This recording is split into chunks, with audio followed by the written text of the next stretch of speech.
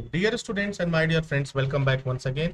मैं हूं डॉक्टर वेद और आज जो मैं बात करने वाला हूं आपके द्वारा पूछे गए क्वेश्चन के आधार पर। आपने मुझसे पूछा था कि एक इलेक्ट्रिशियन दुबई में कितनी सैलरी पाता है, एक इलेक्ट्रिशियन का कॉन्ट्रैक्ट कितने दिनों के लिए होता है, क्या इलेक्ट्रिशियन को ओवर टाइम मिलता है या नहीं मिलता है, क्या इलेक्ट्रिशियन फ्रेशर जा सकता है और कौन सा कोर्स करने के बाद से इलेक्ट्रिशियन दुबई जा सकता है। ये तमाम क्वेश्चन आपने मुझसे पूछा था।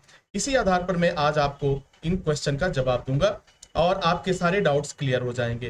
पहला क्वेश्चन आपका जो था, दुबई में एक इलेक्ट्रिशियन कितना सैलरी पाता है।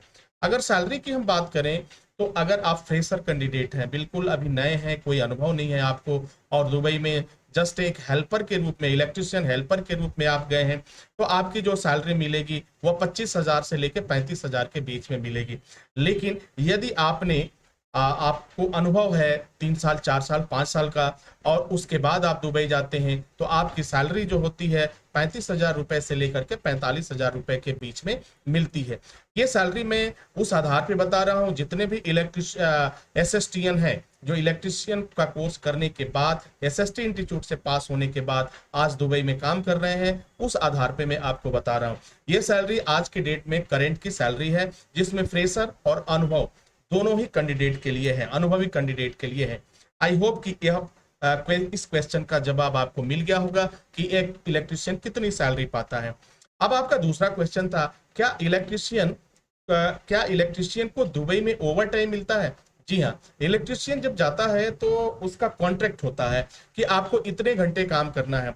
माना कि आपका कॉन्ट्रैक्ट 8 घंटे के लिए हुआ तो आपको 2 से 4 घंटे का आपको ओवर टाइम मिलेगा। अगर आपका कॉन्ट्रैक्ट 10 घंटा का हुआ तो आपको 2 घंटे का कॉन्ट्रैक्ट मिलेगा।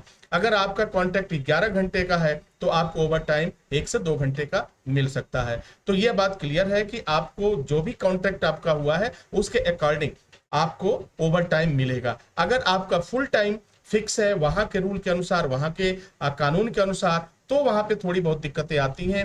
तो ओवर टाइम वैसे देखा जाए गया है नॉर्मली तो आपको ओवर टाइम मिलता ही मिलता है, क्योंकि आपका एग्रीमेंट जो होता है वह 9 घंटे 10 घंटे का होता है मैक्सिमम अगर देखा गया तो। कुछ लोग जो 12 घंटे की बात करते हैं उसमें ओवर टाइम भी उनका इंक्लूड होता है। तो आई होप कि ये बातें क्लियर हो गई होंगी। अगले क्वेश्चन की तरफ बढ़ते हैं। अगला क्वेश्चन आपने मुझसे पूछा था कि एक इलेक्ट्रिशियन दुबई में कितने दिनों के लिए जाता है। इट मींस आपका मकसद ये था कि कितने दिनों के लिए हम जाएंगे, वीजा हमें कितने दिनों के लिए मिलेगा।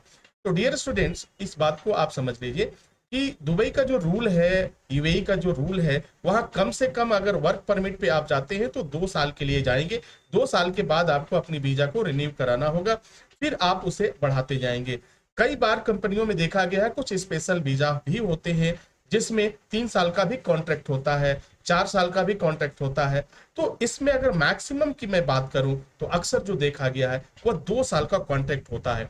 ठीक है, तो 2 साल, कुछ स्पेशल कंडीशन को छोड़ देते हैं तो नॉर्मली आप समझिए कि 2 साल के लिए तो एग्रीमेंट होगा ही होगा, 2 साल के लिए आप जाएंगे। तो डियर स्टूडेंट, आई होप कि आपको आपके सारे प्रश्नों का जवाब मिल गया होगा। एक इलेक्ट्रिशियन कितना सैलरी पाता है, कितनी सैलरी मिलती है, ये क्वेश्चन का जवाब मिल गया होगा। ओवर टाइम मिलेगा कि नहीं मिलेगा, इसका जवाब है बिल्कुल मिलेगा।